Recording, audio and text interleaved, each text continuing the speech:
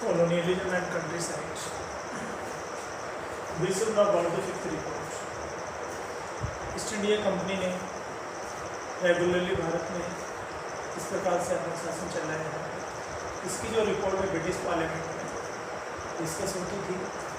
So we have the fifth report which was published in 1830. It has a 1002 pages. इस report में 1002 page है. Out of 1002, 800 pages were appendices, appendix के रूप में appendix. In 800 pages that reproduced petitions of zamindars and ryots. इनमें जमींदार्स और रैयत्स की petitions हैं. Reports of collectors from different districts. Different district के कलेक्टर की रिपोर्ट है उसमें. स्टैटिस्टिकल टेबल्स हैं on revenue returns, notes on revenue and judicial administration of Bengal and Madras. So इसमें हम देखेंगे reports of the collectors from different districts of Bengal and Madras. Statistical tables on revenue returns. Revenue return कितना हुआ, revenue return की table के रूप में जानकारी थी.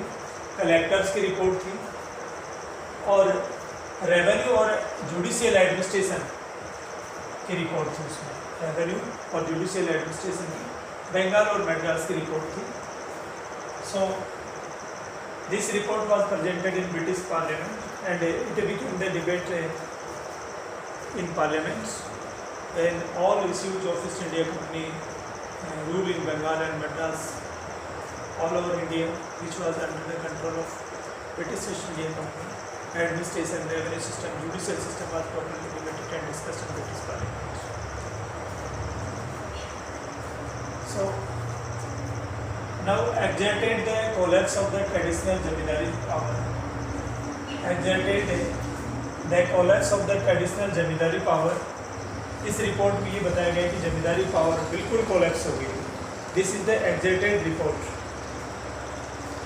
It is the overestimated report. Exerted और ओवर एस्टिमेटेड रिपोर्ट है. The scale on which zamindars were losing their lands. Zamindar अपनी जमीन को लूज कर रहे थे. But zamindars were not displaced. लेकिन जमींदार्स को डिस्प्लेस नहीं किया गया. Retained zamindari by ingenious methods. उन्होंने अपनी जमींदारी को इंजेनियस मेथड के द्वारा रिटेन किया. Revenue was not realised with punctuality and lands were exposed to sale by auction. So revenue was not realized with punctuality. Regularly revenue को realize नहीं किया जाता था. Lands exposed to sale by auction. और जो revenue पे नहीं होता था उसको दोबारा लैंड को ऑक्शन कर दिया जाता था. There was pressure in British Parliament from the traders and industrialists. British Parliament में traders और industrialists का pressure था.